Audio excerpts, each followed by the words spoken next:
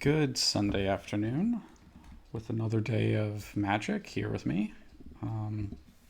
Sundays are our beginner streams. So basically, what we'll do today is we will play these three beginner decks that I'm showing right now and kind of go through all of the different steps for how to play Magic and turn order and I don't know, just a threat evaluation and stuff like that. Just kind of general multiplayer type stuff for Commander specifically. So there's certainly a lot of different formats of Magic, and we're going to play just one of them, which is Commander.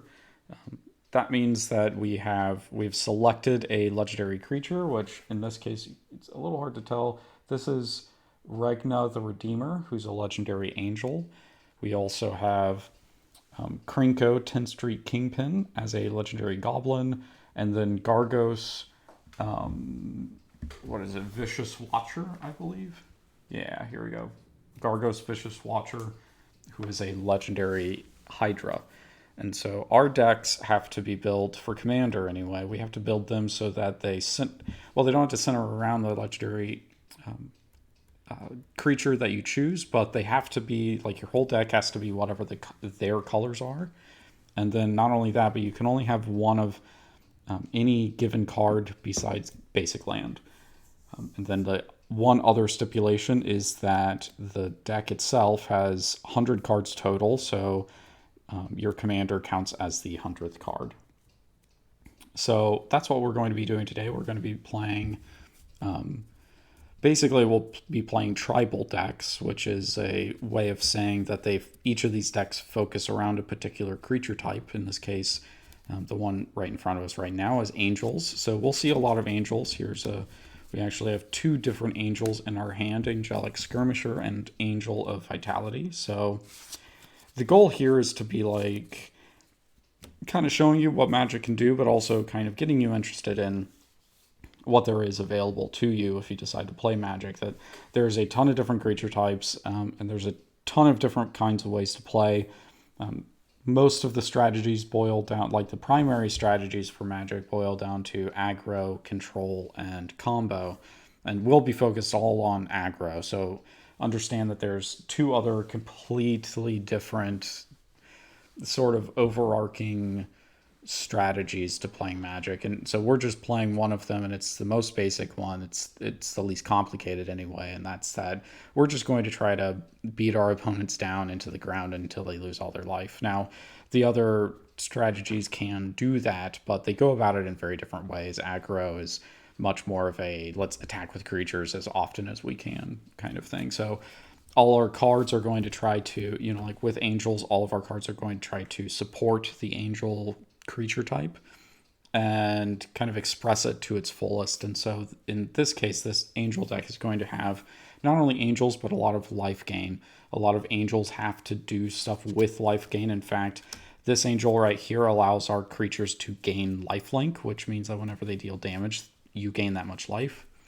And then Angel of Vitality has, if you would gain life, you gain that much life plus one instead. So again, sort of that's what we're going to be trying to focus on. We'll go through and talk about Goblins and Hydras here in a little bit once we get them started. So for our first turn, you start with 7 cards in your hand. In this case, we have a decent hand here because we have a good number of land. So our commander, our legendary commander, it costs 6. So at some point we do want to get up to 6 mana, and angels actually cost generally a lot of mana, which is why this is what I consider a big tribe. So there is another white deck that I built that is a small tribe that uses little creatures that don't cost as much, and that's what the Goblin deck actually is. It's a small tribe. So the angels and the Hydras are both big tribes. They cost a lot of mana to get their creatures out. So we have 3 lands to be able to cast or to pay for stuff, and then we also have this Soul Ring, which adds 2 more mana. So we're actually, with just our opening hand, we almost have enough mana to go ahead and cast our commander. We just need 1 more land or some other way to get mana.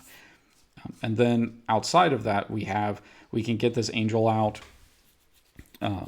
pretty early on, and we have Honor of the Pure as well. which is a really good card because it gives all of our white creatures more power. So they deal more damage. And then Angelic Skirmisher is a little on the high end as well, because we'll be seeing whether we want Angelic Skirmisher or Regna out first, because they both cost the same amount of mana. But that's okay, because the rest of our hand is really solid here. So this is the reason we decided to keep this hand. So taking our first turn, you have an untap step at the very beginning, and then that would be when you untap all of your cards. So whenever a card expends its energy, you turn it sideways to indicate that. That means it's in a tapped position. It tapped all of its resources, right? So a creature attacking would lose its resources by, like it would be tapped out for the rest of the turn, right? So beginning of your turn, you would untap everything that you have that's tapped. We don't have anything out right now. This is the first turn, so we just kind of skip that step. And then during our upkeep is the same thing. I mean, in the sense that there's something going on. In this case, we don't have anything going on, so we're just going to kind of skip it. It's a phase that's meant for effects to happen at the beginning of the turn before anything else happens. So we don't have any of that. So we're just going to go to the next step, which is our draw step. So we'll draw our first card, which is a land. Perfect. That's exactly what we want to see. So then after that, we have our first main phase. So at this point, this is when you get to play a land or cast spells or whatever you want to do other than combat. So combat is a separate step. So you get to play one land a turn. So we'll play our land for the turn. We will go ahead and use its energy to produce a white mana, and we will use that white mana to cast Soul Ring. So Soul Ring costs 1 colorless, which means that it can be cast with any type of color of mana. So like Regna up here, she costs 6 mana, but 5 of that 6 mana is actually colorless. So we could technically spend Soul Ring, like Soul Ring adds colorless mana. So we could use Soul Ring to cast Regna, but only to pay for the cost that's colorless. But this white mana could be used to pay for any of that colorless mana. So we actually don't have anything else that we can do this turn, because this kind of ate up our turn. So we're fine going ahead and passing to our next player. So our next deck is Goblins. So Goblins is a small tribe. Goblins doesn't really need too much of a sort of secondary thing that it does, because it's so quick, it's very aggressive. So that's about all it needs to kind of move forward and take over a game. Now, creating tons of tokens is sort of a strategy that you can focus on, and that's what Goblins does, is it makes a lot of creatures. Krinko 10th Street Kingpin does exactly that. It's a 3 cost, so 2 colorless, 1 red, and it's a 1/2 creature. So whenever it attacks, it gets 1 power stronger, and then you create a number of goblins equal to its power. So on the first turn it gets to attack, it will actually be able to create 2 goblins, and the next turn 3 and 4 and so on. So we're going to try to support that by playing goblins that make our goblin creature stronger, or they do something else with them. So we're actually starting off with a really good hand here. We have the 3 mana that we need for Krinko, and because this is a small deck, we don't need much more mana than this 4. Or this 3. 4 mana, maybe 5, is about all we'll need to be able to play our entire deck. Every card in it is very low cost. So this puts us in a good position where, unless Krinko dies, we're actually pretty well in the clear with just continuing on with what we have here. So otherwise, we have a 1-cost goblin, a 2-cost goblin, and a 3-cost goblin in our hand. So it's going to be really good. And what's going to be even better is if we get to the 3rd turn. Well, I guess if we get to the 4th turn and we did draw another land to produce mana, we can actually activate this last card, Relentless Assault, which has us untapping all of our creatures that attacked, and we get to attack with them again. We get a second combat phase. So after your main phase 1 is combat, and that's when you do all of your attacking and defending and stuff like that. Then after that is a second main phase, if you want to cast anything or do anything on that turn. And then after that is the end of turn. So let's go ahead and play this first goblin hand and see where we're at. So we have no untap. We don't have anything up on our upkeep. So we'll just draw our first card. And our first card is Wheel of Fate, which is it's a little bit of a bizarre card. This is probably a little bit more complex than I normally like, but if you read through the card, then it makes sense. So if you notice, this card actually, it doesn't have a cost at the top. So that means that we can't cast it from our hand. We have to do something special to be able to use it. In this case, it has an ability called Suspend, which allows you to pay a cost and remove it from the game. So basically, we'll just say, it's removed from the game, and then each turn, it's removed from the game with a number of counters on it, and then each turn we remove a counter. And after all of them are removed, this spell casts for free. We don't have to pay anything or try to do anything special with it. It just happens. So when that happens, its effect is each player discards his or her hand, then draw 7 cards. So the thing with goblins is that they so quickly get rid of their cards that we'll want to try to fill back our hand up with cards at some point. So Wheel of Fate is going to be pretty good for us. We'll see whether or not we want to set it up early or not. But going forward, we'll just go ahead and play a mountain. We will cast our Legion Loyalist, which costs 1 red mana. It's a 1/1 goblin. It has haste, so that means that it can attack on the turn it comes out. Normally, creatures have summoning sickness, which makes it so that they can't, when the turn that they're summoned, they can't do anything. They have to wait.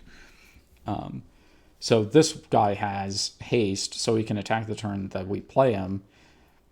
And then he does have this other ability, but it only activates when we have two more creatures attacking with Legion Loyalist.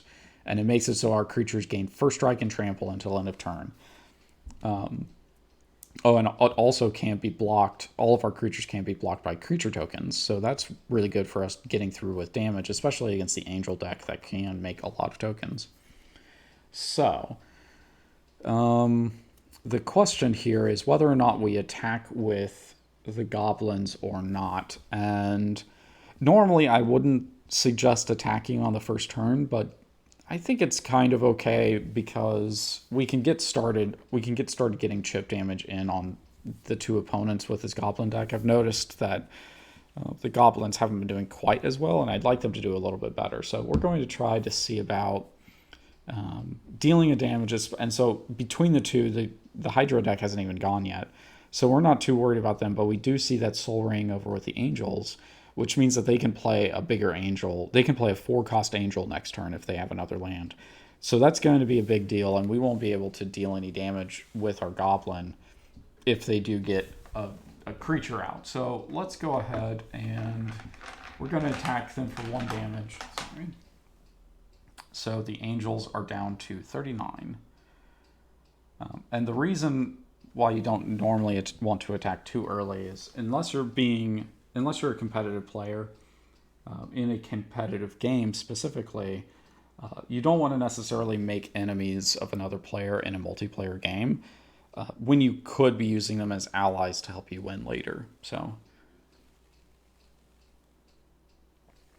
we want to be sure not to make too many enemies. Now we're goblins, so we're probably going to make enemies anyway, but that's kind of how it is. So after that, we will pass the turn over to the Hydras, which is a green deck. So normally there'd be a lot of ramp in this deck, and it seems like no matter how many times I shuffle, I can't seem to get it. But that's okay. So Gargos, Vicious Watcher, is kind of a one-man show. I think there's about 15 or 16 Hydras in the deck, but there's not as many as I would necessarily like, and that's because there's a lot of really bad Hydras, and not only is there a lot of really bad Hydras, but they just don't necessarily support each other as much as I would like. So we are supplementing that. The second sort of strategy to this deck is enchantments, and the reason that we have enchantments as our secondary thing, and I mean, I have this right here, this enchantment in my hand.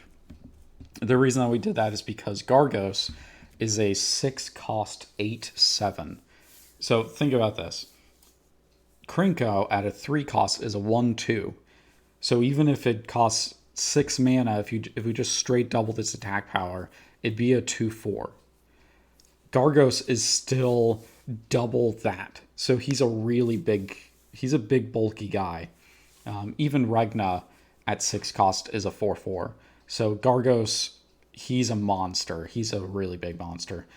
And then for that 6 mana, not only do you get an 8/7, but you get Vigilance. So when it attacks, it doesn't actually expend its energy for the turn. It can be both an attacker and a defender.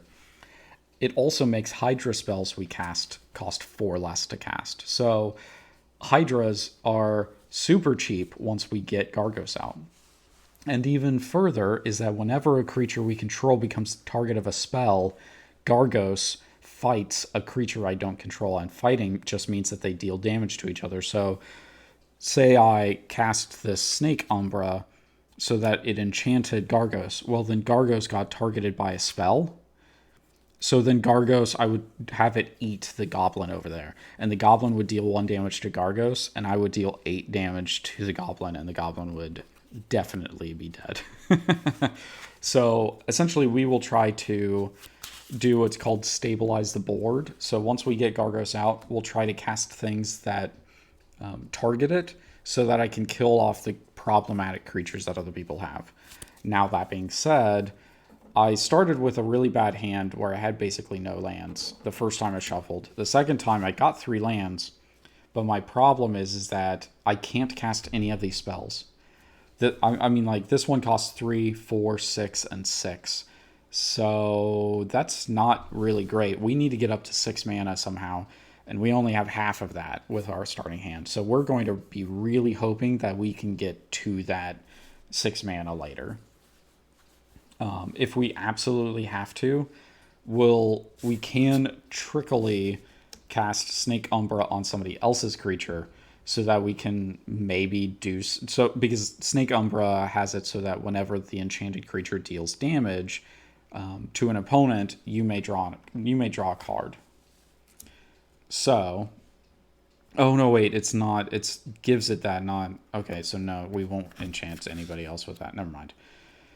Never mind. Okay, so yeah, we need to get up to 6 mana. We're going to have to do that somehow. I decided to take this hand because I wanted to see what Gargos could do if it didn't immediately have the mana that it needed. So we're going to hopefully see this deck still manage to be able to do something, but I kind of purposefully chose a hand that wasn't going to be very well just to see what happens, because the fact of the matter is that when people play these decks, there's 10 of these decks, and we kind of play it as sort of a board game type thing where I just bring it and we try to get through playing as if everybody already knew how to play Magic, which means that sometimes people are going to choose hands that may not be all that great, may not be a good choice.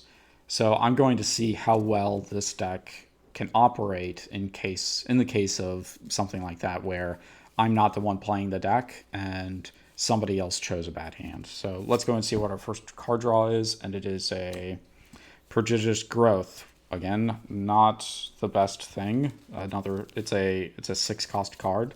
So let's go ahead and play a forest, and just like I said, let's hope that we draw something that gets us some more mana. Okay, so now that we've finished all of the first round of turns, we will go back to the Angels and see what the Angels are capable of. See what they're going to draw, because they already have, like I said, kind of a really good hand here. We're going to untap the land on the Angels.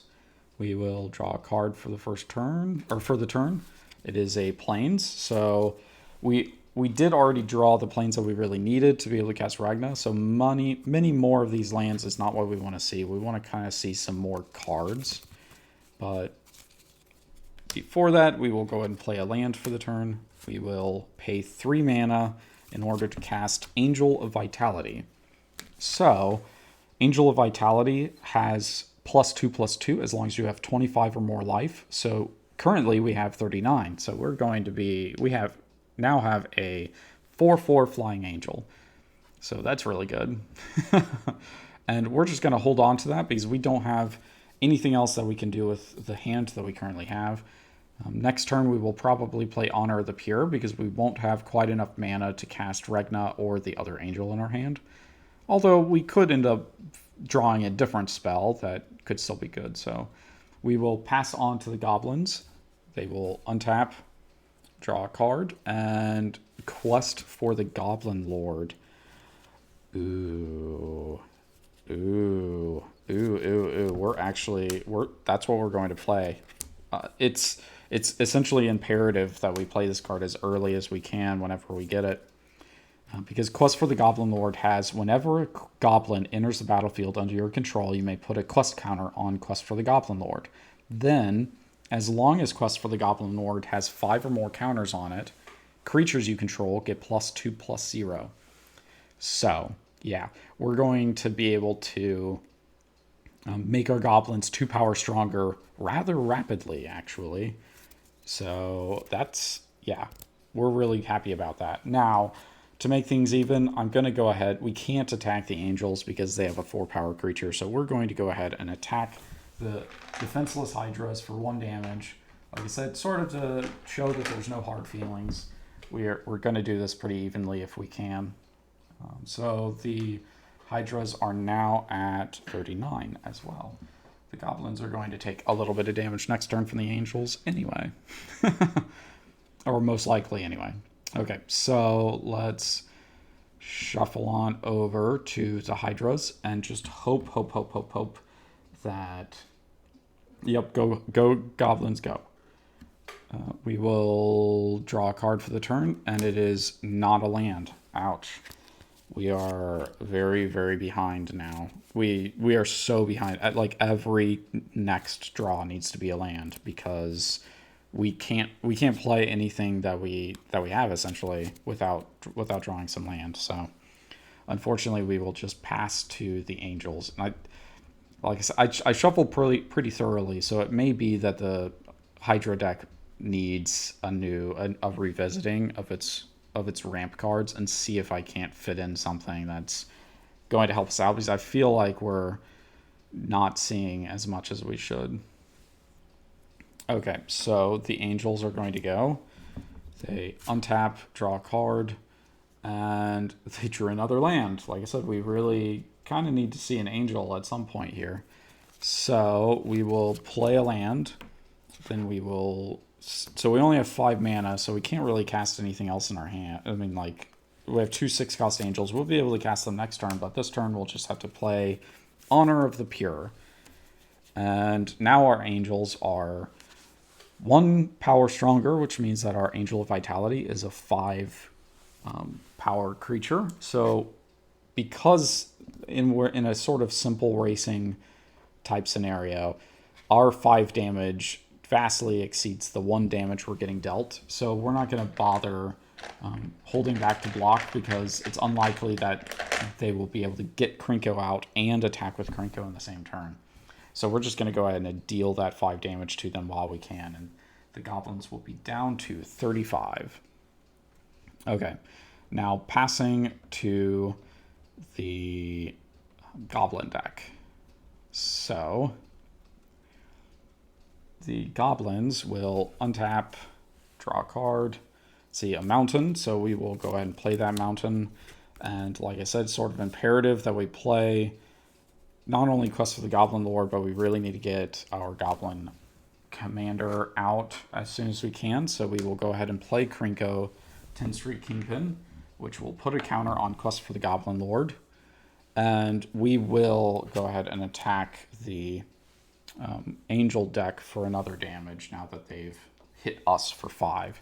So we're going to deal a lot more damage once Krinko can do something. Because Krinko will cast a creature, which will put a counter, and then Krinko will make 2 more goblins. So we'll be at 4 counters on our Quest for the Goblin Lord. So I think we have what we need to be able to... Yeah, so what we might do is, since we have the 4 mana, so next turn we'll be able to activate Quest for the Goblin Lord. Let's see, do we... Yeah, I think that's... We'll see. Okay. So pass on to the Hydra deck. And the Hydras are going to draw a card for the turn. Oh, there we go. That's something. It's not really what we want to see, but it's at least something. So we'll go ahead and play the last land in our hand, and we'll play Rampant Growth. So Rampant Growth has search your library for a basic land card and put it into play tapped. So that's what we're going to do. We will put a forest into play tapped, and yeah, that was actually really good because we weren't going to see lands for another 4 turns. Oh, what is going on with this Hydra deck?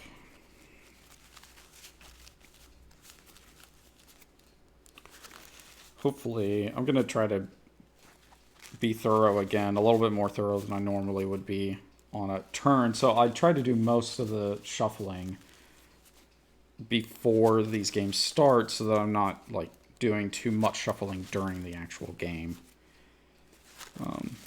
But it seems like we really need to make sure that this stuff all gets shuffled really well.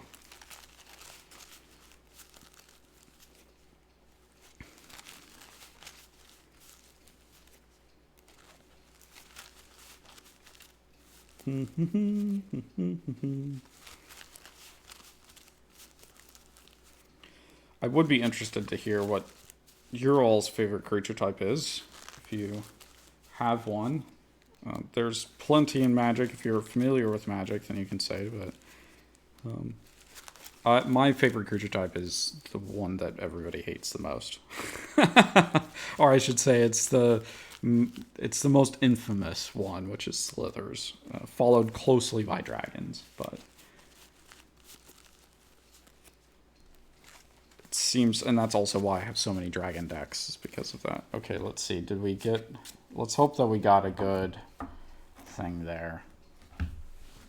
Okay, so next turn we have to draw a land card because we still can't do anything. We can play Garruk next turn if we draw another land, which will be helpful, but it still won't be all that great. So let's just hope.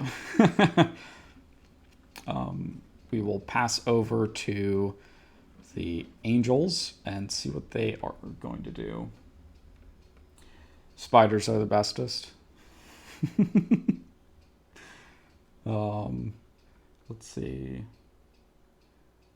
Let's untap. Upkeep, draw a card, and another Plains. Well, so it's going to be that kind of game, is it? One deck can't draw any lands, and then another deck can draw all the lands. So we are for sure going to play either we're going to either play our commander or we play Angelic Skirmisher. Now, I might be tempted to play our commander because it'll be a good blocker, but her effect won't really start happening until we get some lifelink, which basically at the end of every turn, if we've gained life, then we get to create tokens for free, essentially. So we want that, but we don't have any life gain yet. So instead, we're going to go ahead and play Angelic Skirmisher. Now, Angelic Skirmisher is a 6-cost 4/4 angel. It's 4 colorless, 2 white. It comes with flying, so that's always good. Then at the beginning of each combat, you get to choose First Strike, Vigilance, or Lifelink, and then creatures you control gain that ability until end of turn. So we can either do First Strike, Vigilance, or Lifelink. In this case, we do want to do the lifelink at some point, but I think this combat, what we're going to do instead is we're actually going to choose Vigilance. So that means that our creatures don't tap whenever they attack. So Angel of Vitality is going to attack the Goblins one more time for 5 damage, putting them down to 30 life. And now we have 2 Angel blockers, and we can choose Lifelink or First Strike next turn, depending upon what the Goblins do. So, and that's assuming, of course, that the Goblins are going to attack us. So we will pass the turn and see what happens with the Goblin deck. So the Goblins are going to untap, upkeep, draw a card, and it is a mountain. So not like great, but it's still okay. So we're going to go ahead and play that mountain. The question here is, do we... So the Angelic Skirmisher is a 5/5, and the Angel of Vitality is also a 5/5. So that's not really great news. Let's see.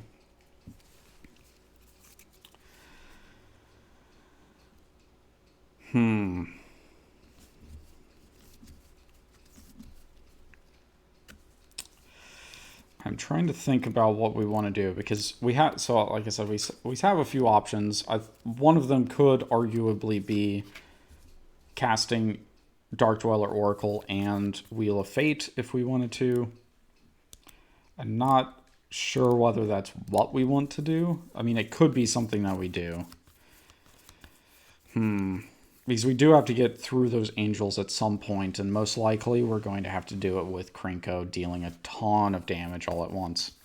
So it may be that we want to build up an army.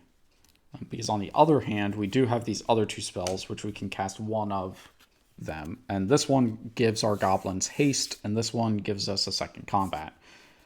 So we could try to attack with Krinko in order to build up his counters so that he can... Because the Legion Loyalist will give our Krinko first strike. So if the angels decide to do first strike, then we will be able to do first strike as well.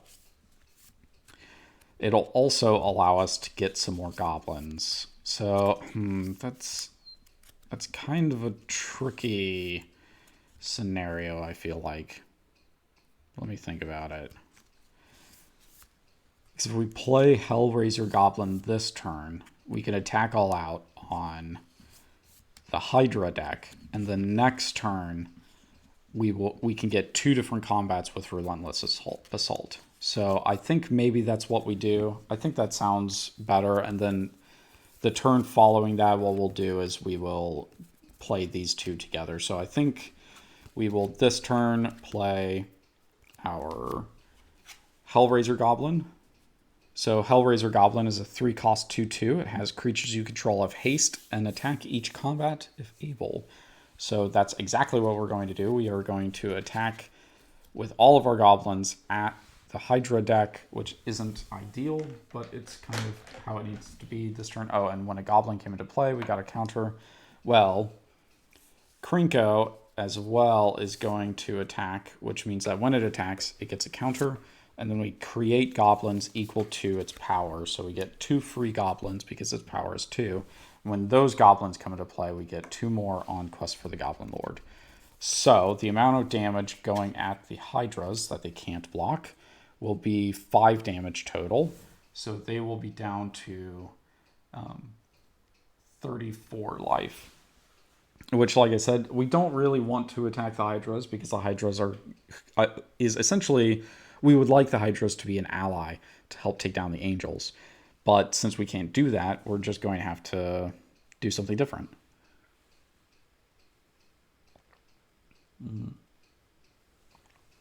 Sorry, quick hydrate. Okay. So let's see here. After we dealt that damage, I think that is the end of our turn. So we will go ahead and pass over to the Hydra deck. So Hydras, come on, be good to us. Don't make for a one like a one-sided game here. Land, please. Not a land. It's a 5-cost card. That's not helpful at all. And that means that we can't do anything this turn. We just have to pass and do nothing. Wow, that is really not good. Okay, well, that's how it happens sometimes. Angels back for their next turn. Let's see what they can do. So the Angels will untap, upkeep, draw a card, and Knight of the White Order. It's not too bad of a card, but we'll probably play it next turn. So we will play a land, then we will pay 6 mana.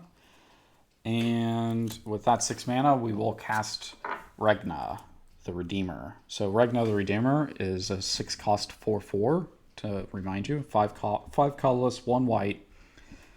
It is a flying angel, and at the beginning of each instep, if your team gained life this turn, so if we were on a team, if we played teams with magic here in this particular game, then it would matter, but we're not on a team right now. So we're not on a team, but we count ourselves as our whole team. So if our team gained life this turn, we create 2/1/1 white warrior creature tokens. So that means we get to decide how we want to play, because we do actually have lifelink. And with our lifelink, we'll be able to create tokens that'll help us defend against the goblins. So I'm going to go ahead and I'm going to say let's choose lifelink for creatures we control at the beginning of combat. And we will attack the goblin deck for 5 damage. So they are going to take 5 damage in the air because they can't block. They are at 25 life. And I gained 5 life, except that because of Angel of Vitality, whenever I gain life, I gain 1 more than that. So instead of 5 life, we're going to gain 6, and we will be at 44 life, actually. So here we go, 44. And after that, we will end our turn. At the end of our turn, we get to have some warriors. Now, it doesn't look like I have any warriors, unfortunately, so we're just going to we're going to substitute in soldiers for that, because they're both 1/1s, and we don't really have any cards that care about a distinction between soldiers and warriors. So we'll just play it like that. And after that, we will pass the turn.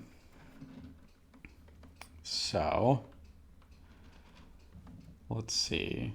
The goblins are going to go with their turn. And we will untap, upkeep, draw a card, and it is Sulfuric Vortex. Holy crap.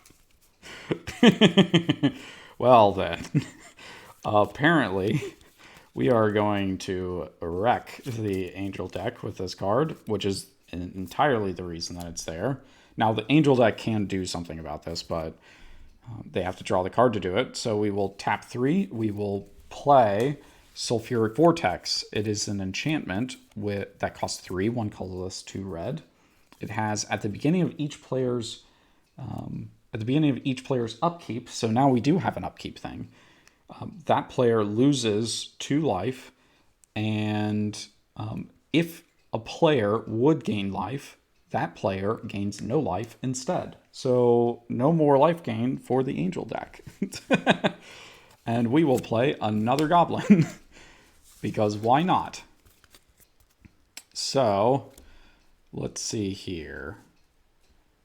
Now the angel deck is still a kind of a threat to us, and we need to do something about it, but unfortunately we don't actually have. He's like, the soldiers can block, but they have 2 5/5 angels with first strike. So even though we get first strike, their angels can actually block and kill our creatures. So that's not the best. But we can still overwhelm them with goblins. So that's what we're going to try to do. We're going to just swing all out at the Hydra deck so that we can, let's see, do we want to do that? Maybe we swing some at the angel deck and then the rest of the Hydra deck. Let's do it like that. So these 3 will go after the angels and these 3 will go after the Hydras, and that's because we want to keep these cards. So, we did play a goblin, so we do have 5. But so when Krinko attacks, it will get 1 counter on it. But then it creates goblins equal to its power. So its power is 3 plus the 2 from Quest for the Goblin Lord. So we actually get 5 goblins from that, which is insane. And those goblins are absolutely going to attack the angels next turn. So let's see. We have Well, and we can just go ahead and put, just in case, we will go ahead and put some, the dice are way far away.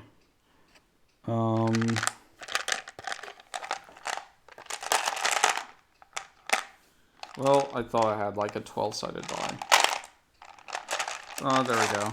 That'll work, I guess. Let's see. How good does that show up? Oh, that shows up perfect. Okay. Oh, no, wait. It needs to be 10, not 12. How well does that show up? Yeah, that's perfect. Okay, so we do have 10 counters on it just in case. We don't have to keep track because you may put a quest counter on it. There are cards that remove counters, so you do have to be a little careful, but just having some amount on top of it is going to be good enough for now. So these 3 goblins are going to attack the angels. Well, let's decide the Hydras first because there's no blocking on that side. So Krinko is going to deal 5 damage. We decided that before. 5. Hellraiser Goblin is another 4, so 9, and another 3 from that is 12. So Hydras are now at 22 life. The angels, on the other hand, do have the first strike, so they can't block with tokens because of Legion Loyalist's ability. So, since they can't block with tokens, they have to block with their angels. Thankfully, the angels, let's see, I'm thinking that most likely the angels would choose the first strike to be able to make sure to kill the goblins at this point, because they could have chosen lifelink before, but the Sulfuric Vortex stops that. So they'll just choose to block a token and the Dark Dweller Oracle, so that's okay. We'll lose the Dark Dweller Oracle and that, but then one goblin gets through and deals 4 damage to the angels. So, since that is all of our turn this turn, we will pass over to the goblins and just expect that we're going to get hit with a ton of things next turn. Let's see. The Hydras are going to draw a card for the turn, and that is not a land. So we have to choose to discard a card. Let's see.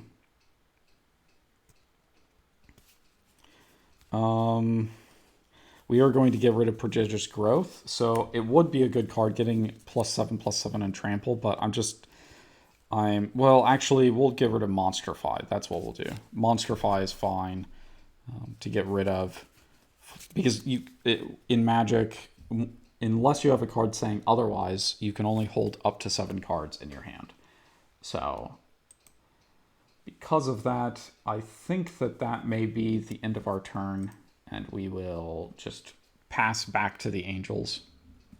Unfortunately, that's all we can do. Hopefully, what we can do is we'll be able to play Vivian Reed one turn, because her first ability allows us to look at the top 4 cards of our library and find a land. So hopefully that'll get us into Gargos territory. But for now, we just have to say, oh well. Now the angels, having found their mortal enemy, the goblins. What is this, Goblin Slayer? We are going to untap. And we... Oh, wait, there was an upkeep for the Hydras. They lost 2 life from the Sulfuric Vortex, and that's also what we're going to do over here, is we're going to lose 2 life during our upkeep. Then we draw a card for the turn. Sephara Sky's Blade. Wow. Oh, wow. That's a game changer. So we will play a land.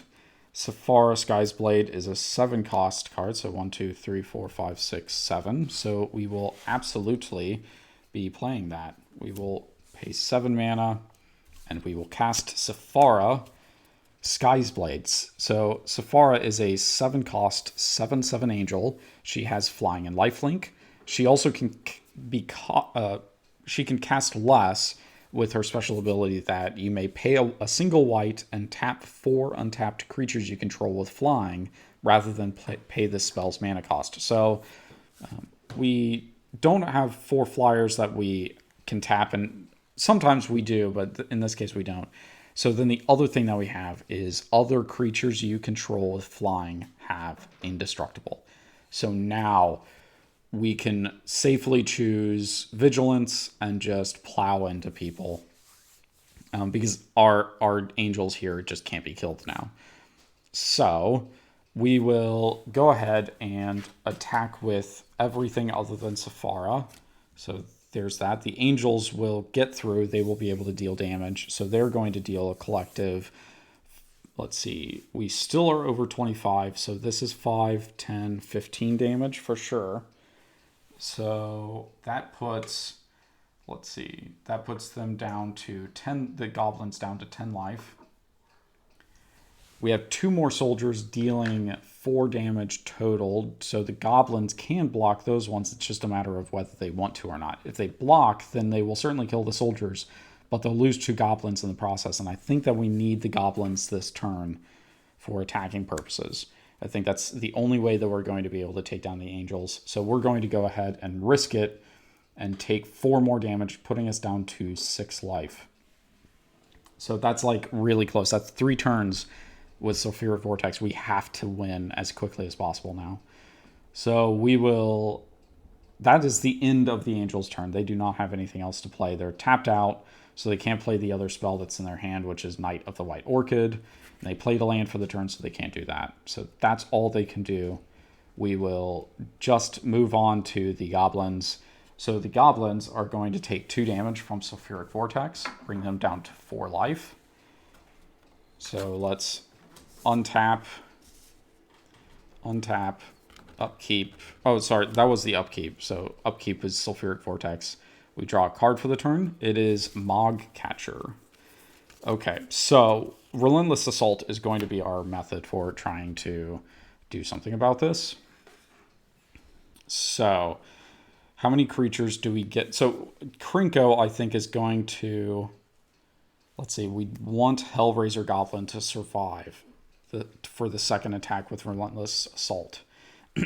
So we can only attack with these creatures against the angels, which is fine. We're okay losing the first strike damage because we're not going to survive next turn anyway.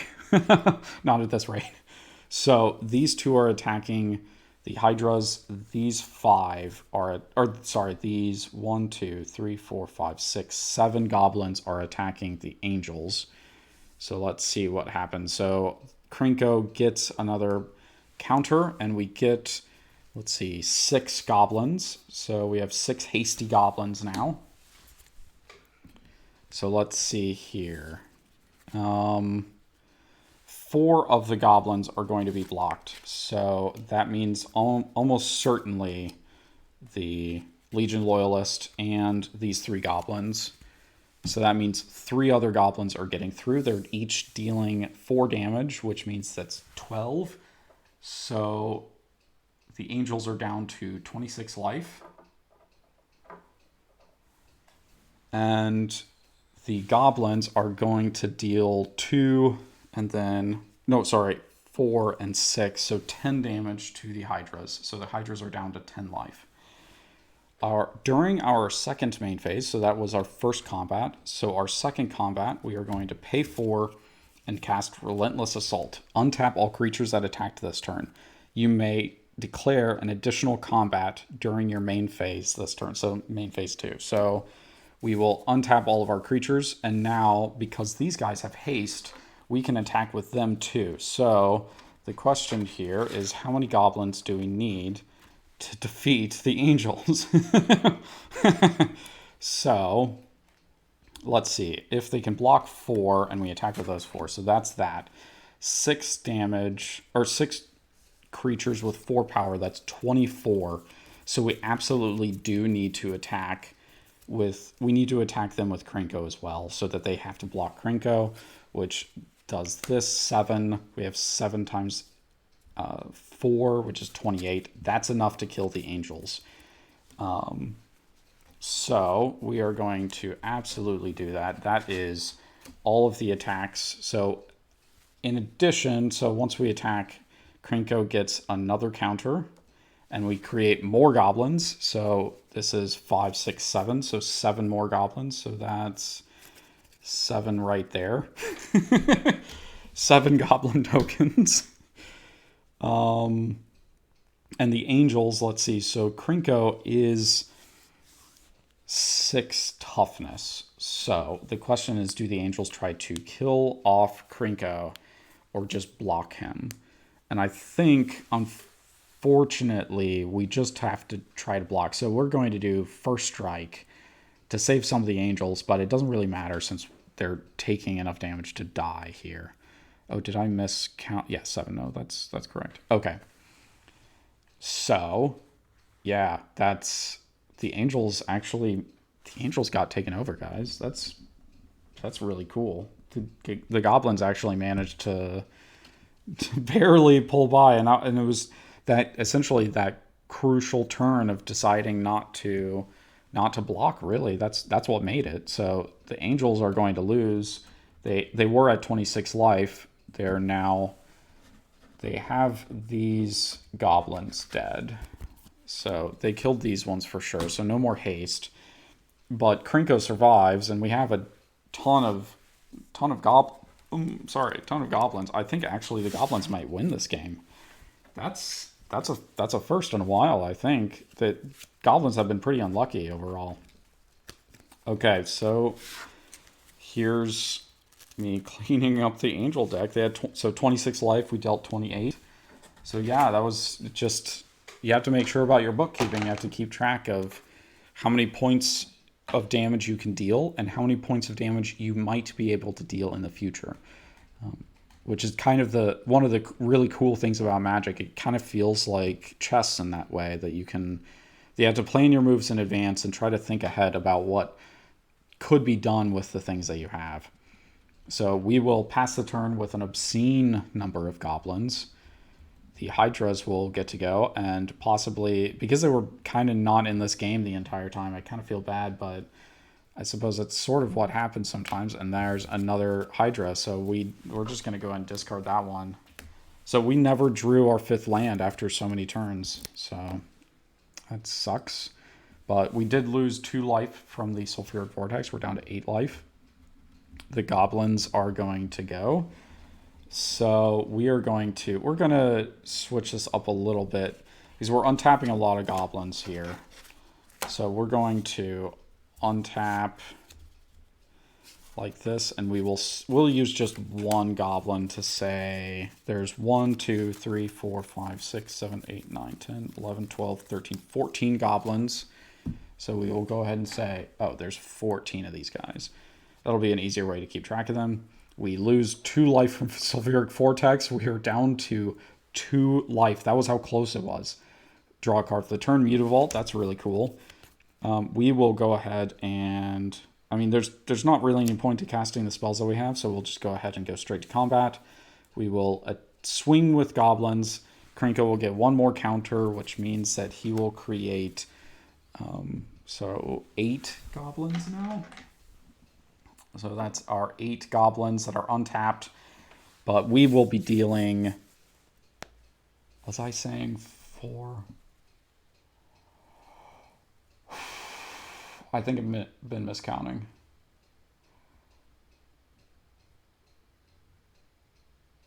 Oof, that's a big bad. Oof. Actually, I was saying 4 damage for each of these goblins, but it's actually supposed to be 3 damage, so we screwed that up real bad. Oof. That's unfortunate. Well, we have enough time to probably play another game. We've only been going on for about an hour, so let's try this again. So the goblins are going to go ahead and take it. We're going to assume that we counted correctly, even though we didn't. And we'll try this again. Because honestly, the Hydra deck deserves a better chance at this anyway. Okay, and maybe next time we won't be so bad about counting. Okay, so we're just going to reshuffle here for a little bit and get started again. Why is there so few lands? Wow, it's like they're all clumped up together somewhere. Yeah, that's That's pretty bad. What is going on? See, just tons of clumps of 3 and 4 land together. Oh, wow. That's like 8 land. Okay, well. I was trying to shuffle real good, but apparently not. We're just going to redo this and redo this game and see about getting the Hydras back into the game, backing into... No, I'll be fine shuffling the Hydras. It's just bad shuffles like 4 times in a row. Okay, so Angels. Let's see here. Maybe this time the Angel... Well, the Angels kind of had a bad hand too, with drawing like 8 land in a row.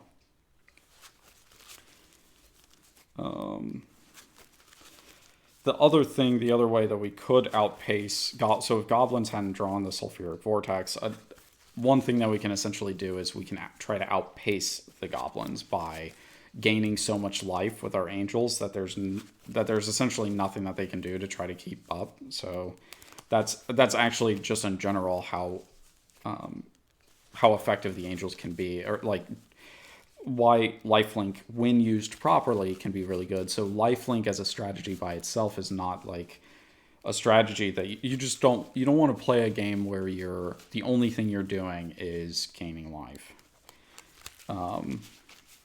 You want to be able to do something with that life, and it's honestly sometimes a little tricky to do that. So when we know that going in everybody's only playing aggro, then we can do a little bit less with lifelink than we really should.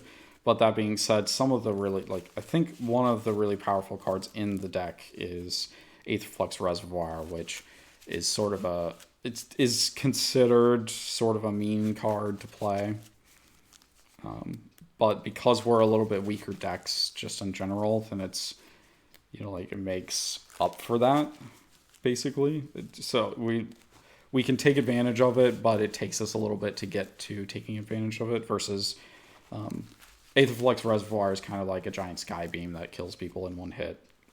So that's why it's like it can kind of be a card that you play out of nowhere and then win suddenly with it.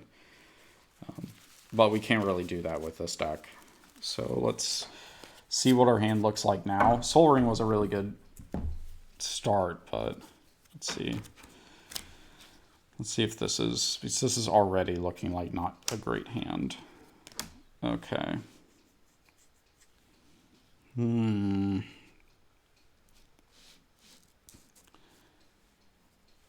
Well, I mean, let's see.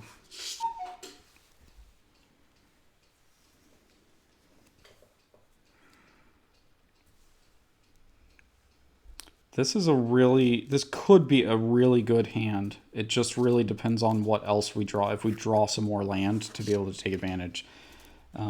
Because we have stuff like Bishop of Wings. Whenever an angel enters the battlefield under your control, you gain 4 life. And then Angelic Accord, whenever you gain 4 life, you put an angel into play. So that doesn't like make infinite angels or anything, but it does gain us a lot of life, and like kind of each of them trigger each other kind of thing. And then Dawn of Hope, whenever we gain life, we can pay 2 to draw a card. So we do have a draw engine there to kind of help us out. And then Divine Offering, which helps us destroy an artifact in case somebody else has something problematic. But outside of that, we do need something more than this, and I'm a little concerned that this may not be enough for us. But let's go ahead and try. We do have 2 lands, so we can at least play Dawn of Hope. If we draw another land that's a plains, then we can immediately play Bishop of Wings, and we'll be well on our way for Angelic Accord. We just don't have any ramp. That's the unfortunate thing. So let's go ahead and take this land. And draw a card for the turn. And it is not a plains. Okay, well, that's how it is. We will play Castle Ardendale into play tapped. And then we will pass to the Goblin deck and see about shuffling that. See what we can get out of the Goblin Patrol.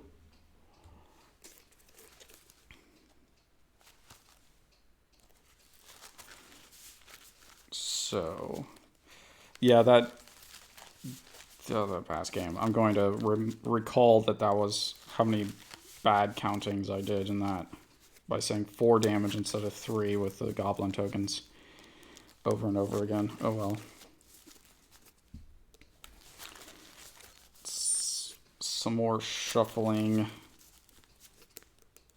Goblins seem to have pretty good hands, generally speaking. When they get screwed up, when somebody kills Krinko, that's when they start to get in trouble. But if they can keep Krinko out, then they actually do really well for quite some time. So...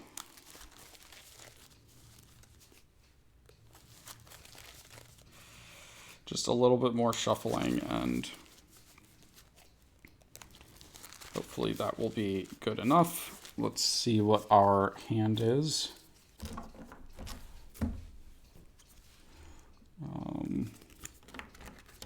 Ooh, nifty. Lots of nifty. So that's, wow, okay. So this is a really good hand, honestly. Okie dokie. So I think we will go ahead and take this. This is quite a good hand. Yeah. Let us go ahead and take the... Sorry, so I should explain. So we have 3 lands. That's always a good start with Goblins, is 2 or 3 lands so that we can be sure to cast Krinko. It's a really good start. We then have Goblin Chieftain, which gives other creatures haste and +1/+1. So basically on our 4th turn, we will play Goblin Chieftain, and Krinko will make more goblins on his first attack than normal. Then we have Goblin Veteran, so it enters the battlefield and deals damage to target creature an opponent controls equal to the number of goblins you control. So this will be like, if Angels or somebody has a strong creature, we'll try to use this. We'll try to hold this back to be able to kill something. So we have a destroy spell, essentially. Then we have Goblin Rally, which Goblin Rally is just a spell to be able to get 4 Goblin tokens really quickly. So essentially, if we can get to this amount of mana, we'll be able to make 4 goblins out of nowhere and be able to attack with them all because of Goblin Chieftain. And the way that we're going to do that is with Skirk Prospector, which is one of the best cards in the deck. It's a 1-cost 1/1 goblin with sacrifice a goblin, get a red mana. We will be making lots of goblins, so we will be able to, with Skirk Prospector and Krinko, we will be able to cast any spell that we want to whenever we want to. So... that seems pretty good to me. Let's draw a card for our first turn. It's a mountain, so that's pretty good. We will... let's see, do we want to play Skirk Prospector on the first turn? That's a good question. So we don't want him to die yet. But we do want him out. We'll be able to cast him next turn, though. So let's go and put Valakut, the Molten Pinnacle, into play tapped, and we will pass the turn for the ill-fated Hydra deck. Oops, oopsie-doo. Ill-fated. What is the Hydra deck going to do? Hopefully draw lands this time. I'd really like to show off the deck each time they get played, but who knows? I guess maybe we could always get another really bad hand.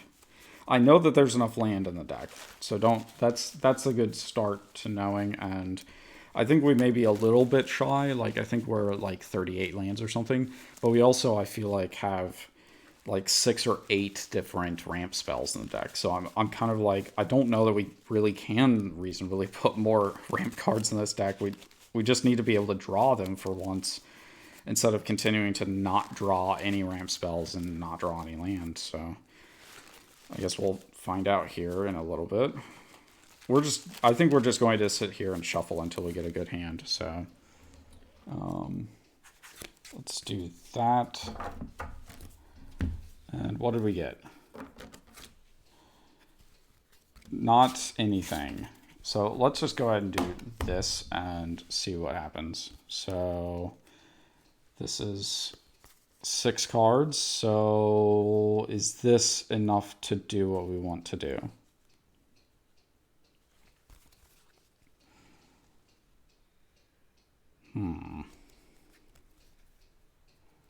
It's only 2 cards and we don't have any ramps, so I'm kind of like, no, this really isn't what we want. Berg. Okay, let's do that again. That's 7 cards, actual lands this time. Wow, it's almost like they exist in the deck. Okay, let's shuffle from here. This is plenty of lands. This gets us where we want to be. So, at least we have that.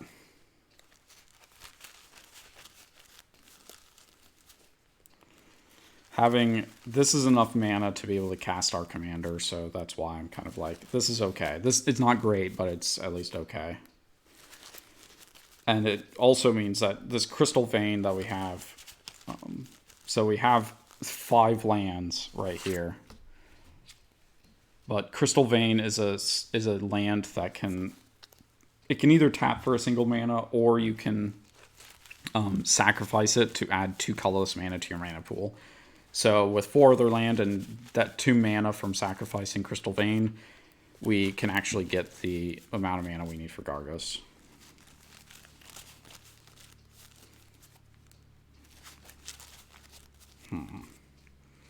Hopefully now we won't do something silly like only draw land for the rest of the game. That would be the worst. That would be absolutely not what we want, but I guess it could happen, so. I'm just trying to make sure to shuffle it thoroughly. Okay, that's probably good enough. So we'll take this, and what is that? Beast Within, destroy something. That's a good start. That will be something that we can use if it seems like there's somebody who's really far ahead because of a particular spell, then we can try to destroy it. Because it's destroy any permanent, so we could destroy somebody's land, for instance, if we wanted to. We won't, but we could, arguably. So let's play a forest, and I will pass over to the Angels. So I wonder if I keep making the mistake with Goblins, like I keep saying 4 instead of 3 over and over again. I wonder if that's something that's like ingrained in me for some reason. Okay, draw a card for the turn, and it is Angel of Condemnation. So, not a land. This is going to be the other way this game.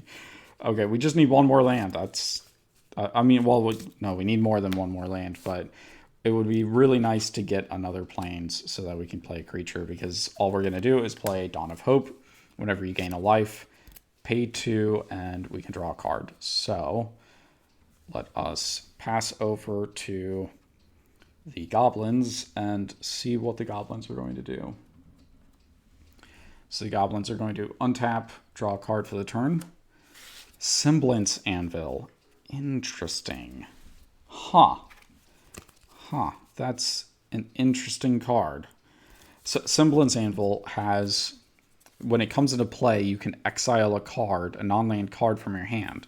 And then spells you cast that share a card type with it cost 2 less. So we can make all of our Goblins cost even less than they already do. So that could be useful later on. For now, we will go ahead and play a Mountain. We will play the Skirt Prospector, and we will pass the turn, because we're going to be able to start sacrificing Goblins pretty quickly. So, considering that Krenko is going to be next turn, essentially. Okay, Hydras. Draw a card for the turn, and it is a land. Like I said, we're gonna see the Angels and the Hydras are gonna switch places. We'll play a land, because that's all we can do, and we will pass the turn. Pass the turn to Angels, who will hopefully draw a land instead of not a land. That's the one thing that we can't iron out, that we'll never be able to iron out, is the ability for decks to just mana flood, or what's known as mana screw, which is the opposite. I mean, mana flood being all the land and mana screw being no land. Not a land. So do we have too many cards in hand? We do not. We have 7 cards in hand, so we're okay. We do have the capability of casting a spell to destroy an artifact or enchantment if we need to. So we will pass the turn, doing nothing. No. Uh-oh.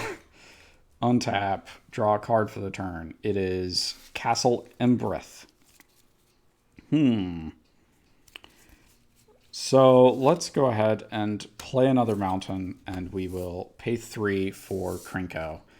And then we will pass the turn because we do not want to anger anybody quite yet. We will anger people well enough here shortly. So Gargos. Gargos' turn. Let's draw a card, and it is a forest. All lands, apparently. So here is where we could shut down Krinko a little bit, and maybe that's what we do. I think maybe that's what we do. So we're going to go ahead and play Beast Within. Destroy target permanent. Its controller gets to put a 3/3 Beast creature token onto the battlefield. So we're going to go ahead and do that.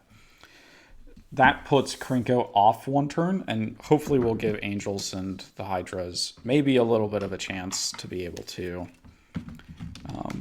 survive, basically. So Beast 1/1, and what do we want for Beast? Let's just do like a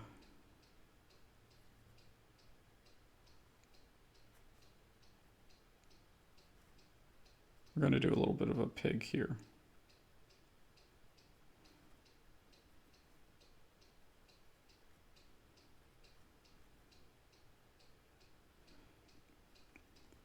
So a little plump little body and maybe some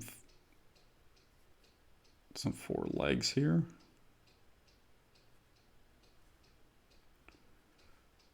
Four legs.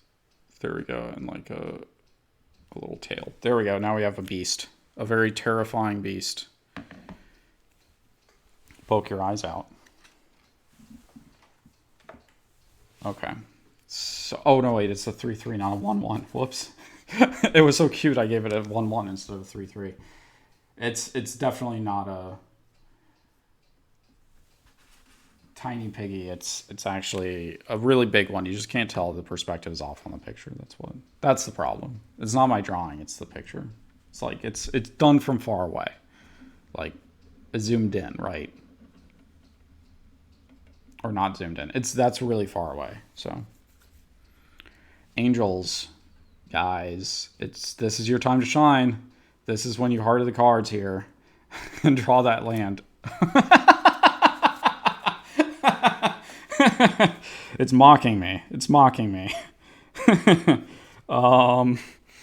Well, so this card does produce mana, but I have to pay 3 to cast it, and we don't have 3 mana, so we can't cast it. Oh. So I have to get rid of something. So we're going to get rid of the really high-costing Chroma Angel of Wrath. So we do have some reviving stuff in the deck. Of just a handful, just a few. But yeah, we're desperate for lands now. Somehow we managed to draw a ramp card, just not the mana to cast it. Okay, so now the goblins are going to go. So they're going to untap, draw a card. It is a land. Let's see. So we do someday want to be able to cast our Krinko again. Let's see. Let's play Nykthos. And I suppose just next turn we'll be able to cast Krinko. So let's go ahead and do 3 for Goblin Chieftain. And that means that when Krinko comes out, he'll have haste and be able to do stuff. And we are going to swing 3 damage at the Hydra deck and 1 damage at the Angel deck. So it's time. It's time to start dealing the damages.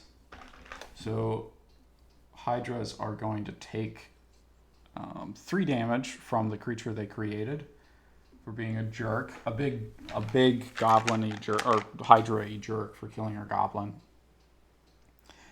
And Angels will take 1 damage.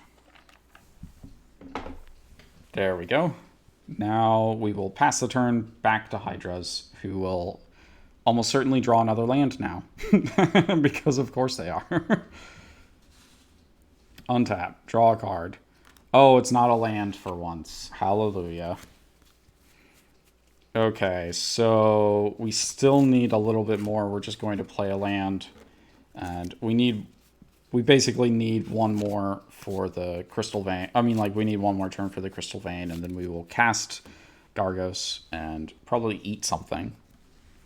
Well, I guess we'll not eat something immediately, but we will be eating something in the near future. Angels, guys, buddy, pal, bruh. Oh, it's a land, thank goodness. Okay. I was like, how long is this going to go?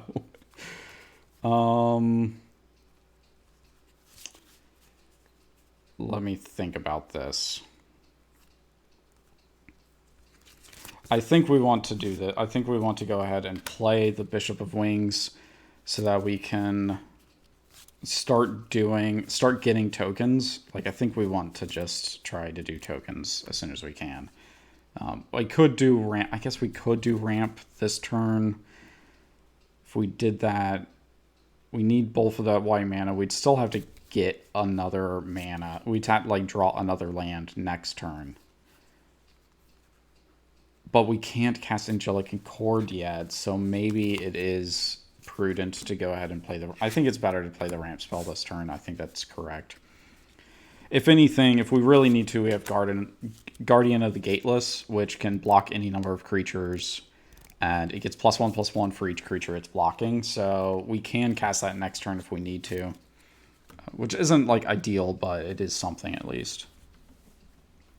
Otherwise, we will try to do Bishop of Wings. It depends on who the goblins attack this turn, essentially. So the goblins are going to untap, upkeep, draw a card, and it is Goblin Bushwhacker. Yum yum. Okay, so Castle of Embereth it comes into play tapped unless you control a mountain. We do. It adds a mana, or we can pay 3 mana, 1 colorless, 2 red, and tap it to make creatures we control get +1/+1 until end of turn. So let's go ahead. We will pay 5 mana. We will play Krinko. Now we need to decide how we're going to attack. I think it separates evenly if we attack 2 and 2. So we will deal 4 damage over to the... we'll declare attacker. So these 2 over to the Angels, these 2 over to the Hydras. Whenever we attack with Krinko, he gets a counter, so he will be +1. And then he will also create goblins equal to his power. He's 3 power right now because of Goblin Chieftain, so we will get 3 tokens from that. And after that, let's see. So the beasts... Oh, wait, let's see. Actually, last turn, the Angels took 1 more damage because of Goblin Chieftain. I really need to, like, calm down a little bit and actually do the numbers right. Let's try to do the numbers right this game. The more we do it right, the better off we're going to be. Okay. So, let's see. Who do we... Don't get distracted. Don't get distracted. Okay. Let's see. So, the Beast is 3 power. We know that for sure. The Skirk Prospector is 1/+1, so that's 5 damage to the Angels, taking them down to 33. So that's correct. Now, this side, the Goblin Chieftain deals 2, Krinko deals 3, that's 5. So the Hydras are going to be down to 32 life. There we go, that's good.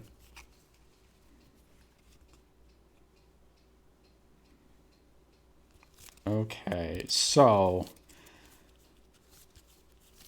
we know that the Hydras are going to get something out here shortly, most likely. I mean, 5 mana is still not enough to cast their Hydra. But we do have Goblin Veteran, or Volley Veteran. So we need to have enough goblins out to deal 7 damage. So we could arguably... let's see... we don't have enough sacrifice with Skirk... we have enough sacrifice with Skirk Prospector to do Semblance Anvil and attach Goblin Bushwhacker to it, so that we're, like, dealing enough damage, or like Goblin or Volley Veteran doesn't cost as much. But yeah, let's see. I think that we just hold off because this is the Volley Veteran will make the 7 damage that we need to kill off Gargos when it comes out. So I think we're going to hold on to that. We're going to hold off on doing too much, like sacrificing those goblins, because we'll just make 4 more goblins next turn if we really need to get more goblins. So let us pass the turn over to the Hydras. The Hydras are going to draw Garruk. That's really good. So Garruk, we will cast, or no, we will play Crystal Vein. We will tap these 4 for 4 green, and then we will sacrifice this for 2 colorless mana, which is 6 mana total for Gargos. So now we have our commander out. Thank goodness. We have something out on the Hydras. And we will pass the turn over to the Angel deck. So next turn with the Hydras, what's going to happen is we will cast this regeneration, which will make it really, really, really, really difficult to kill Gargos. So we just need Gargos to survive 1 turn, which is pretty likely considering how big Gargos is. The white deck, now that being said, white does have a lot of exile effects, so there's always the chance that Gargos will die. But we don't know that yet, and we're getting him out sooner rather than later is going to be helpful for us. But if Gargos does get killed, then we will be really set back. So the Angels are going to go untap, draw a card. Wow, that's the planes that we needed. Okay, so let's go ahead and do... the Goblins have a lot of creatures, but let's go ahead and do Bishop of Wings, and then 4 more for Angelic Accord, so that we can really dig into making tokens. Because like I said, so next turn we'll probably play Guardian of the Gateless, which will cause us to gain 5 life actually, because the Seraph Sanctuary gains us a life whenever Angel comes into play. But Bishop of Wings is going to gain us the other 4, so we'll gain 4 life, or we'll gain 5 life, which will really help us out.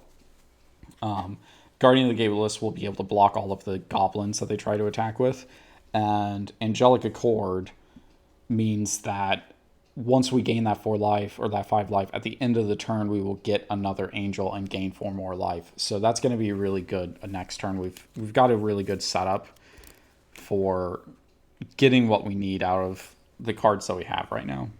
So Bishop of Wings isn't doing too much, but that's okay. That's okay for what we have, because we're going to gain a lot of life really quickly. So I'm okay with what's about to happen, because the goblins are almost certainly going to attack us, but that's sort of how it plays. That's going to be how it is, and we're just going to have to recover with the life that we gain. Okay, so untap for the goblin turn. We don't have an upkeep, so we will draw a card. Krinko Mob Boss.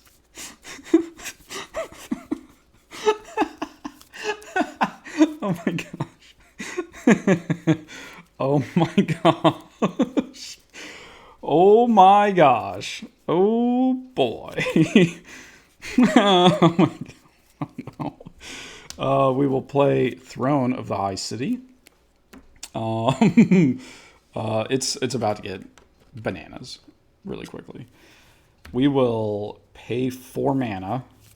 Well, sorry, we will. So Nykthos, Shrine of Nyx, has an ability that we can choose. We can pay 2 and tap it. So this is our 2. We'll use these 2 to tap and tap Nykthos, and then we choose a color. We're going to choose red. So then we add an amount of mana equal to our devotion to that color, and devotion is just based on what the number of mana symbol, like red mana symbols, and the costs of cards that we have. So we have 4 pips of red, so we're going to get 4 mana. So we tapped 3 lands, got 4 mana. So see how that works.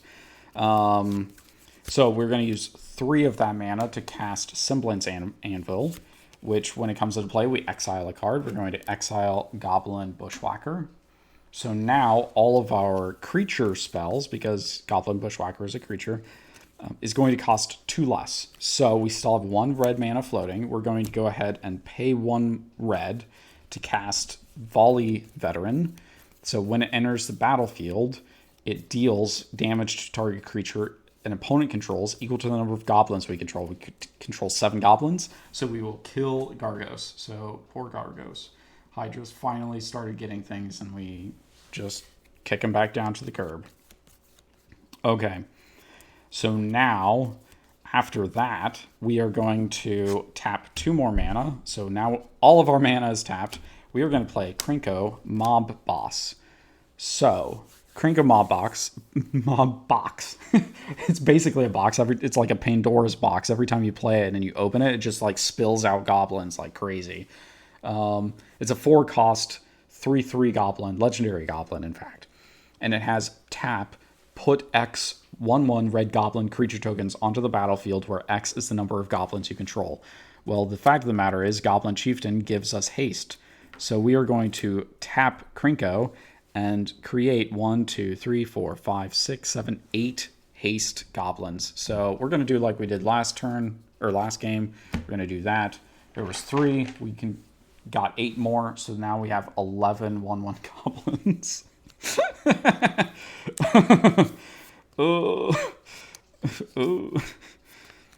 Okay. Well, that's a thing.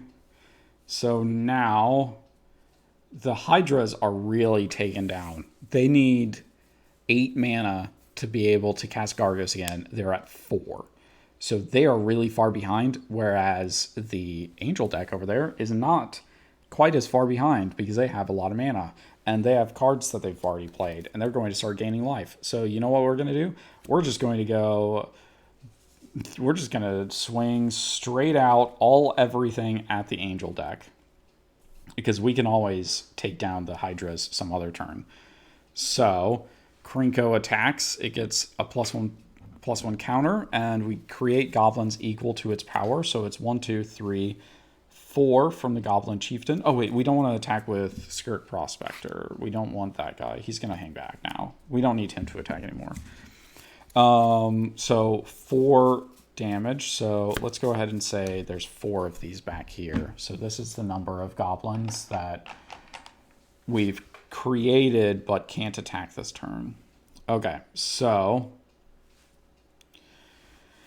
the question is Bishop of Wings. We want to block something that's big, but not so big that it kills us. So I think we block the beast, the 3/3 beast, so that we don't take that 3 damage, but we do keep our Bishop of Wings. Now, we don't kill the beast, unfortunately, but that's okay. We'll deal with that. So that's out, but we still take 11 damage here. Then 2 more. No, wait. No. 22 damage because Goblin Chieftain gives them all +1/+1. So that's 22. They're down to 11 life now. So that's just this. We have some more goblin-y stuff. So this is 2 more. So that's down to 9. And then Volley Veteran deals another 5. So that puts them down to 4 life. And then Krinko is going to deal... Oof. I think we have to block Krinko and lose our Bishop of Wings. Because if we don't, we'd lose. We'd literally lose this turn. So that's all of that damage. Because Krinko is dealing us 4 damage, which is our life total. So unfortunately we have to... Oh man, that sucks. Bishop of Wings is dead. So we can maybe survive 1 more turn. So we are down to literally 1 life. That's all it... That's Skirt Prospector. So we decided before that we weren't attacking with it. We should have... If we'd counted correctly, if we had actually paid attention, we could have killed the Angels this turn, and then it would have been an easy breezy street for taking down the Hydras. Is there anything else that we want to do? Because I don't think that there's really any reason to do anything else this turn. So we're going to go ahead and pass to the Hydras. So the Hydras or the Angels better draw a Wrath effect. So Wrath effects are removal spells that destroy more than one thing, meaning that they destroy all of something. So it would be like destroy all, like Wrath of God is destroy all creatures, they can't be regenerated. So that's where that That's where that phrase comes from. So we drew Wisp Silk. Not good. Oof. What do we do? We only have 5 mana, so the only thing that we really can do is cast Garruk here. And we're going to make a 3/3 beast ourselves with Garruk's ability. So Garruk is a planeswalker. So essentially it's a 5-cost planeswalker. They come into play with a number of loyalty counters equal to the number in the bottom corner. It's 3 right now. So planeswalkers kind of act like players, except each of their abilities is kind of acting like a spell. So we can add a loyalty counter to create a 3/3 beast, or we can -3 counters and then Garruk would die to draw cards equal to the greatest power among creatures we control, or we can -6 and create a 6/6 green worm creature token for each land we control. That sounds pretty good, doesn't it? Unfortunately, we just need a +1 and create a beast so that we have something to block with. So this is up to 4. 3/3. Yeah, I'm just going to say 3/3 for now. Okay. Because this game is basically done at this point. Okay. We're going to pass over to the Angels, who are at 1 life. So they've got 1 chance, 1 shot, Mom Spaghetti, to be able to Heart of the Cards this into a win. Because if they wrath the board at this time, I mean, Goblins are going to be really far behind because they're going to lose pretty much everything that they control. And they're going to have nothing else. That's it. So we're going to untap, upkeep. We don't have anything. Draw a card for the turn. It is a Plains. That is not a Wrath. Oh, I guess we do have... So we have one thing that we can do. And in that case, so we have 1, 2, 3, 4, 5, 6, 7 mana. So we are going to... That's 4, 5 mana. We are going to cast Guardian of the Gateless, which means that we... gain 1 life from Seraph Sanctuary. We're at 2 life.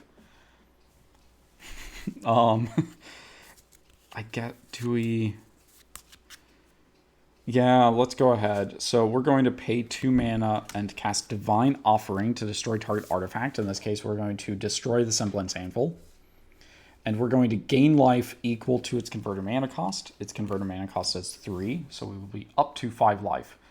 That's the best we can... Oh, wait, no, because we're going to get an Angel this turn. Yeah, there we go.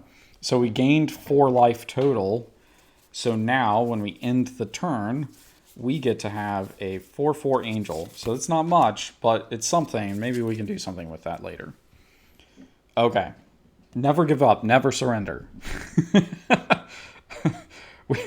Guardian of the Gateless can block any number of creatures. So we got 1 turn.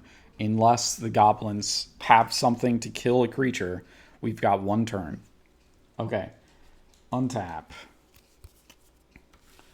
Untap. Untap. Untap. So, untap. So we have 15 untapped Goblins this turn. Okay. And this is untapped as well. So let's draw a card for the turn. And it is Pyretic Ritual, so not the greatest, but it is something, I guess. So let's see.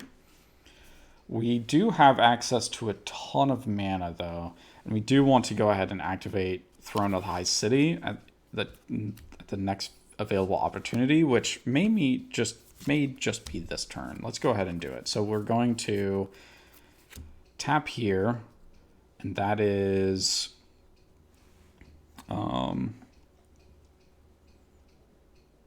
let's see.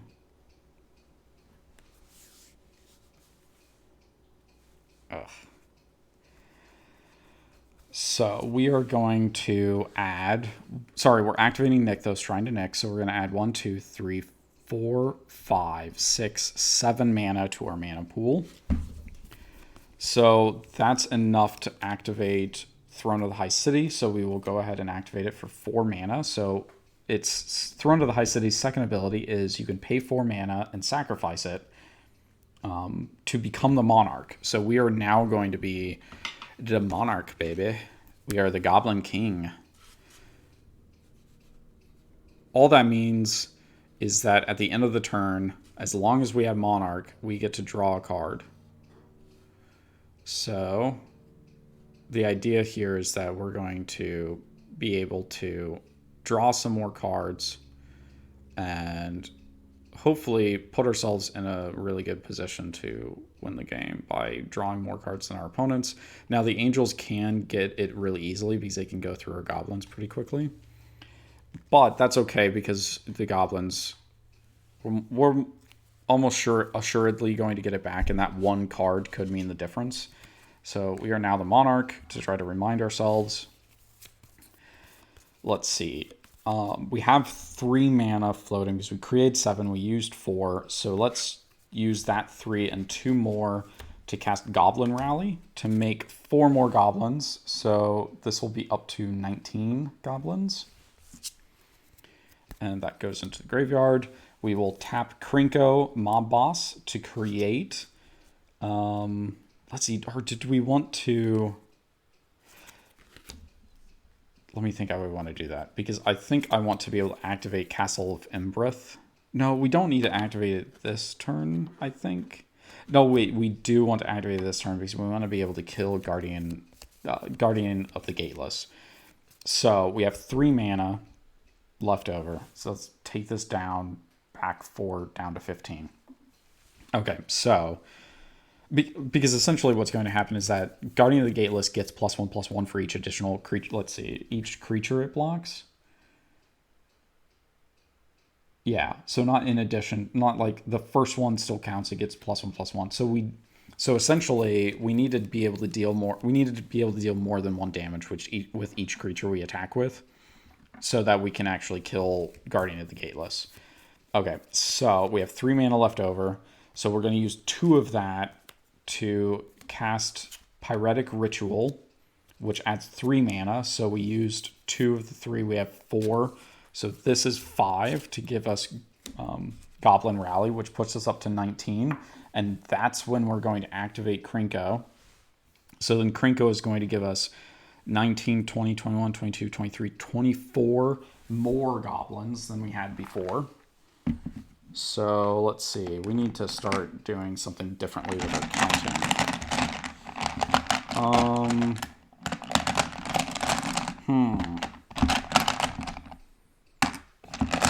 All of the dice and none of the spin downs that I want. Oh, let's see. Oh, there's a spin down. Okay. So 19 plus 24, 30, 43. Yeah, 43. That's how many Goblins we have. Oh, can I even see that? Ugh. You can't even see that. It's too bright. Ugh, that's frustrating.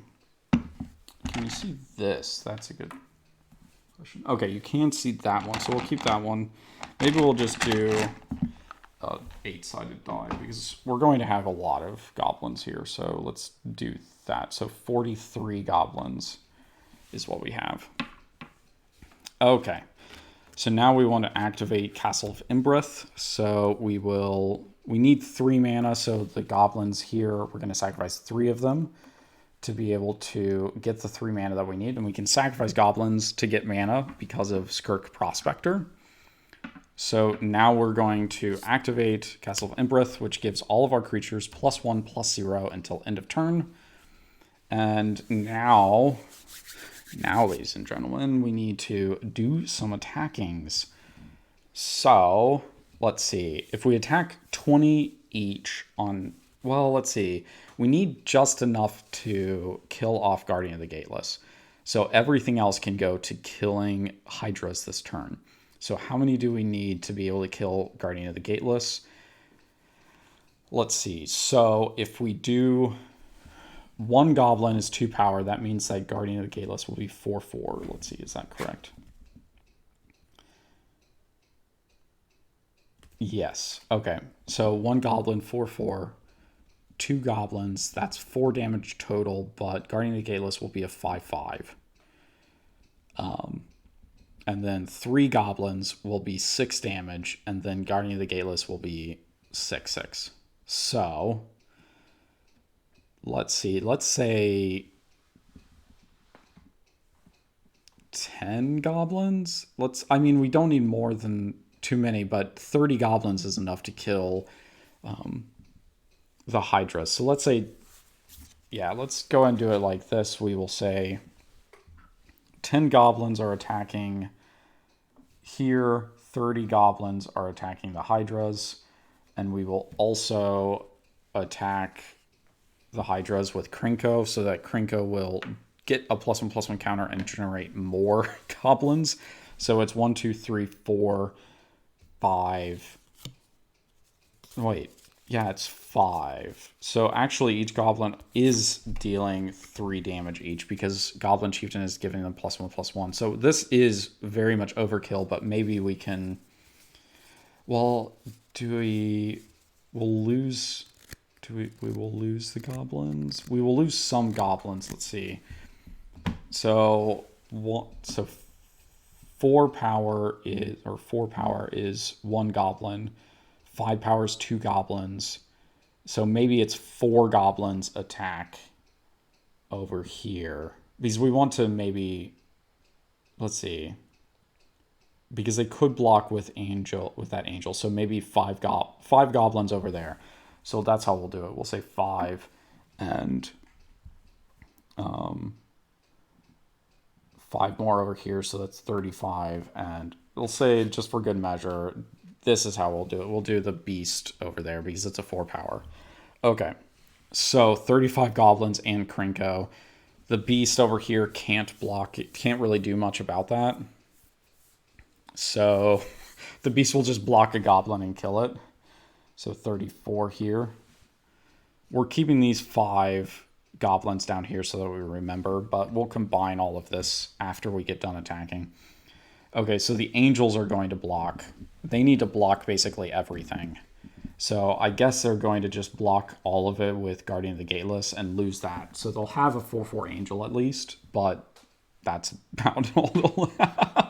Okay, so then after that, let's rearrange this a little bit. So these 5 get absorbed here. This is 39. And there were 5 goblins down here. So then we end the turn as the Monarch and draw a card. So Goblin Diplomats. Tap each creature attacks this turn if able. So we can use this Goblin to force our opponents to attack. Okay. Angels. It's time for that Wrath card. This turn, literally. Oh, and I guess we gain... So we are at 6 life. We're supposed to gain a life from this angel entering the battlefield with Seraph Sanctuary. Okay. Untap, draw a card. Rock's Faith Mentor. Faith Mender. Sorry. That is not a Wrath card.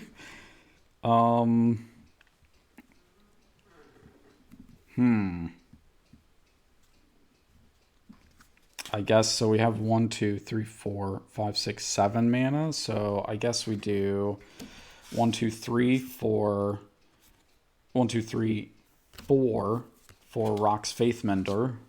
And then we do another 3 for Angel of Vitality. So when Angel of Vitality comes into play, we gain 2 life from Seraph Sanctuary. So at least we'll die it with 8 life. Because Rock's Faith Mender, is a Rhino monk that has lifelink, but whenever we would gain life, we gain twice that much life instead. So we gain 2 life from Angel of Vitality coming into play and activating Seraph Sanctuary. It isn't enough to get us another token, but what can you do? So we could attack with our Angel just to spite them because we're going to lose this turn. I mean, 39 goblins, who's gonna survive that? We need a Goblin Slayer in here. So let's go and deal 4 damage to the goblins. I'm not even going to keep track of it. So that we become the Monarch. See, whenever you deal damage, combat damage to the Monarch, you become the new Monarch. So we're going to become the new Monarch and draw a card at the end of the turn. It's still not a Wrath effect. Well, folks, goblins. They be the beast. They'd be very much the beast. So untap all of this. A legitimate win this time. So these 5 get absorbed. We're at 44 up here. Maybe a little bit more equal. I mean, the Hydras still didn't really get off the ground, unfortunately. So arms dealer, oh my gosh, seriously? Arms dealer, what are you doing? What are you doing? Okay, so we tap. We're just going to add insult to injury just because we can. We're going to play arms dealer. So arms dealer has sacrifice a goblin. It deals 4 damage to target creature. So let's go ahead and sacrifice 3 goblins, and we will deal 4 damage to to target creature. So we'll kill the Angel of Vitality. Just because we can. Oh wait, no, we should do, before we do that, we're going to tap Krenko Mob Boss to create 44, 45, 46, 47, 48, 49, 50 more goblins. Oh my gosh. Oh, it's supposed to be, man, where's a die that I can use? Oh, well, yeah, here we go. We'll save this for now. So this is 94. I don't think that shows up. It just barely shows up. Okay. So 94 goblins. Now we will sacrifice 3 goblins, and that will use it to kill off that one. We will sacrifice 3 more goblins. So now we're at, let's see, sorry, 88. 88. And we will kill off the other flyer, the other token, like the token angel that we have here. We will sacrifice 3 more goblins twice, because we have to do it twice to be able to kill Rock's Faithmender, because they have 5 toughness, so that's not enough to kill. And then we will sacrifice the last 2 goblins to be a true 80 goblins in order to activate Castle of Imbreth, and we are going to deal some massive amount of damage here. So let's count how much this ends up coming out to being. Okay, and Krenko as well. So Krenko will get another counter and create 4, 5, 6, 7 more tokens. So let's do this 7 more. Okay. So these goblins are attacking, and so is this beast. And so is the kitchen sink as well. The kitchen sink gets to attack. So 80 goblins are each dealing 3 damage. So 240 damage. Oh my gosh. 244. And then, no wait, so yeah, 244, that's all of that damage. And then we have, let's see, so we said 7 damage from Krenko. 7 plus 3, 10. Let's see, 16 here, because it's 4 normally, but it's 2 more because of castle and that. So, sorry. No, we said 7, 10, 16. Arms dealer is 19, and then 22 on the Skirk Prospector. So 244 plus, what did I say? It's 70 something, I think. 270 something. Anyway, that's a good game. Goblins dealing Goblins getting both of the Krenkos out and dealing ridiculous amounts of damage. I think that's fair, right? That's probably fair, maybe. And we even end the game as the Monarch too. Well, I guess not really, but pretty much. I mean, when you have that many goblins, you're pretty much the Goblin King. So, all right, I think that's about it for the day.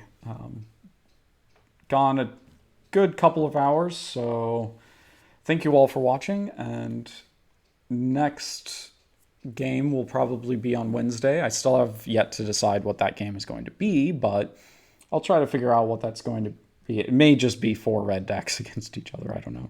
So Wednesdays are our sort of normal Magic games. I don't explain as much about my decisions. I just kind of play through the game, sort of as a testing type thing, but just because that's how I like to play a lot of the time is piloting multiple decks and seeing what they do against each other, since I like all of the decks that I built. So, and it's also a way just to be able to get to see all of them regularly, see all of the decks that I've created. So we'll try doing that. We'll try doing something like that. And then next Sunday will be another kind of beginner Magic stream. So join me again, with whichever stream or both of them if you like, and have a great rest of your weekend.